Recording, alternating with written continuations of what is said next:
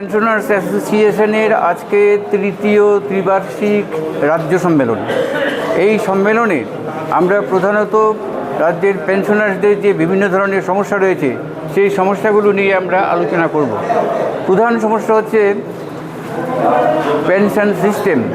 বর্তমানে রাজ্যের অবসরপ্রাপ্ত কর্মচারীরা 1972 সনের যে পেনশন রুলস, সেই পেনশন রুলস অনুযায়ী তারা ডিফাইন্ড পেনশন স্কিমে পেনশন পাচ্ছেন। সেখানে একটা নির্দিষ্ট পেনশন থাকে যে যেখানে চাকরি করছেন সেই চাকরি জীবনের তার যে লাস্ট বেসিক পে, সেই লাস্ট বেসিক পের 50% হবে পেনশন, এবং সেইটা টাইম টু টাইম রিভাইজড হয় যখন পে কমিশন বসিয়ে যখন রাজ্য সরকারের কর্মচারীদের বেতন ভাতার যখন রিভিশন করা হয় তখন পেনশনও রিভাইজ হয়ে থাকে।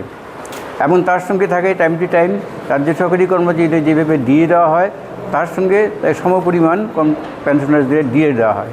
এটাই চলছে। কিন্তু বর্তমানে 1-18 ইংরেজি থেকে 18 ইংরেজির পর থেকে যারা এই রাজ্যে চাকরিতে ঢুকছেন তারা কিন্তু আর সেই পুরনো পেনশন প্রথায় পেনশন পাবেন না। তাদের জন্য চালু হয়েছে নিউ পেনশন স্কিম। সেই নিউ পেনশন স্কিমে নির্দিষ্ট কোনো পেনশন নেই।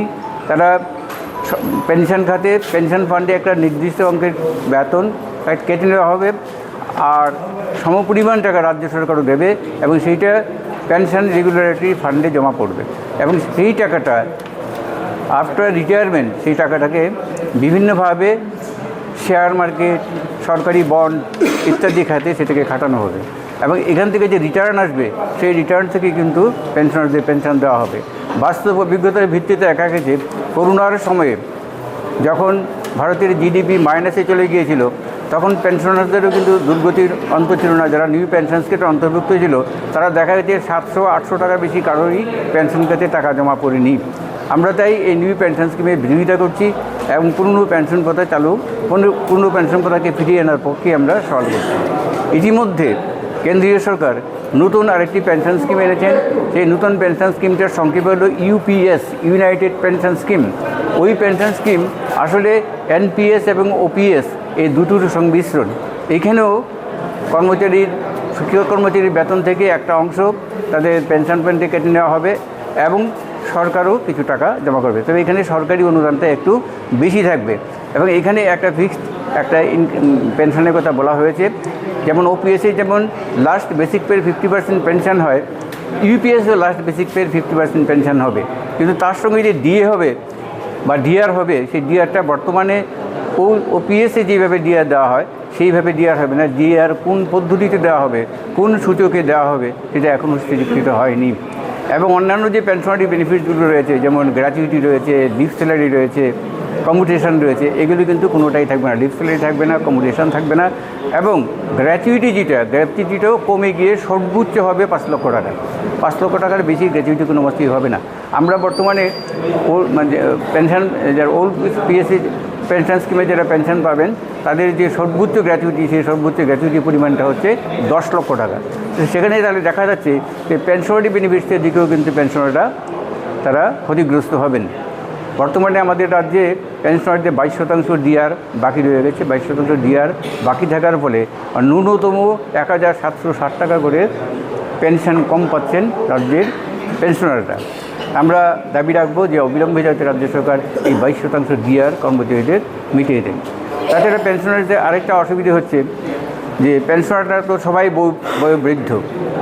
বয়স্ক নাগরিকদের রক্ষা করা, তাদের সুরক্ষা দেওয়া, সেটা কিন্তু একটা সমাজ কল্যাণকামী রাষ্ট্রের আসল কর্তব্য। তো সেই হিসেবে বলতে গেলে যে বয়োজ্যেষ্ঠরা যে বিভিন্ন রকমের অসুখ বিসুখে পীড়িত হন তার জন্য তাদেরকে একটা প্রোটেকশন দিতে হবে। তার জন্য প্রয়োজন মেডিকেল ইন্স্যুরেন্স। কিন্তু আমাদের রাজ্যে পেনশনারদের জন্য কোনো মেডিকেল ইন্স্যুরেন্সের কোনো প্রভিশন নেই। তাছাড়া যে মেডিকেল ভাতা যেটা দেওয়া হচ্ছে সেটাও অত্যন্ত কম, মাত্র 500 টাকা দেওয়া হয়। বর্তমান যুগে দেখা গেছে ওষুধের দাম এত বেশি বেড়ে গেছে যে কোনো বৃদ্ধ লোকের ঔষধ কিনতে গেলে তার কয়েক হাজার টাকার ওষুধ প্রতি মাসে লাগে। সেখানে মাত্র মেডিকেল ভাতা দেওয়া হচ্ছে 500 টাকা।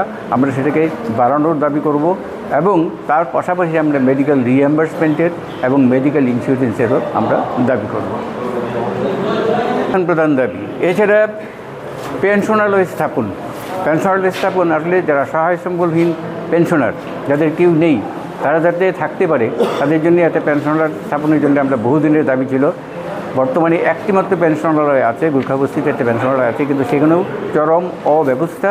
আমরা চাইছি প্রত্যেক সাব ডিভিশনে একটি করে পেনশনালয় তৈরি করা হোক এবং সেখানে যারা সহায় সম্পন্ন পেনশনার যারা, তারা রাজনীতি নিরপেক্ষভাবে তাদেরকে সেখানে রাখা হবে এবং সরকার তাদের দায় দায়িত্ব নেবে। এগুলো হলো আমাদের মোটামুটি আজকে যে বিষয়গুলো নিয়ে আমরা আলোচনা করবো, সেই বিষয়গুলো। আমাদের একটা জিনিস সবাইকে আমরা জানিয়ে দিচ্ছি যে আমাদের এই যে সংগঠন, এই সংগঠন কিন্তু সম্পূর্ণ রাজনীতি নিরপেক্ষ সংগঠন। আমরা এখানে কোনো রাজনৈতিক আলোচনায় অংশগ্রহণ করব না।